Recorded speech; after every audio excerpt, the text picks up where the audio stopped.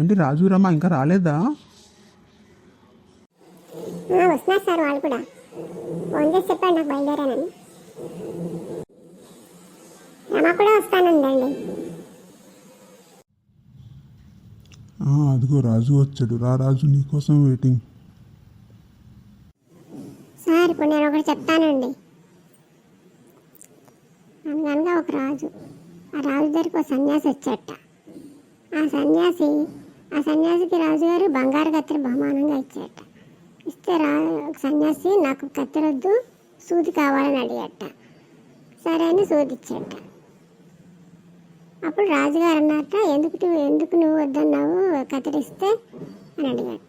అంటే అప్పుడు దానికి సన్యాసి అన్నట్ట, సూదికి కలిపే గుణం ఉంటుంది, కత్తెరికి విడదీసే గుణం ఉంటుంది, అందుకే నాకు సూదే కావాలని అడిగానని చెప్తాట. ఒక ఆవిడ అక్కడ వస్తా అన్నట, ఏం చేస్తున్నారు అక్కడ అని అంటే మొక్కలు నీళ్ళు పోస్తున్నాను నేను అన్నట్టు. వర్షం పడుతుంది కదా అన్నట్టు. అందుతాడు అంటే పర్వాలేదు గొడి వేసుకున్నా నీళ్ళు పోస్తున్నా తడవకుండా అన్నట్టు. పెద్ద అయ్యాక ఏమవుతావురా అంటే పెళ్లి కొడుకుని అవుతా అన్నట్ట. కాదురా నువ్వేం సాధిస్తావని అడుగుతున్నా అంటే పెళ్లి కూతురిని అన్నట్ట. అది కాదురా మీ అమ్మ నాన్న కోసం నువ్వు ఏం సంపాదించి పెడతావు అంటే మనవాడు అన్నట్ట. అలా కాదురా, ఎందుకు జీవితానికి ఆశయం ఉంటుంది కదా, నీ ఆశయం ఏంటో చెప్పు అంటే మేమిద్దరు మాకిద్దరు అన్నట్ట.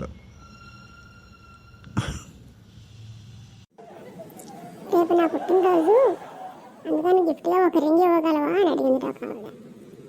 అంటే సెల్లకా ల్యాండ్కా అని అడిగట భర్త. ఒక ఆయన మా గీతను పెళ్లి చేసుకుంటావా అని అడిగట.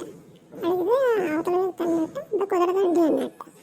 ఎందుకు కుదరదా అన్నట్టు. అంటే మా ఇంట్లో అందరికీ కుటుంబాల్లో వాళ్ళు చేసుకోవడం అలవాటు అండి అన్నట్టు.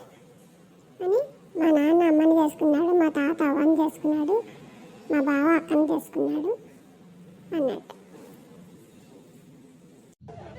సరే అన్నారా, ఇవాళ చాలు, ఇంకా వెళ్ళొద్దాం, మళ్ళీ కలుద్దాం మనం. Bye bye.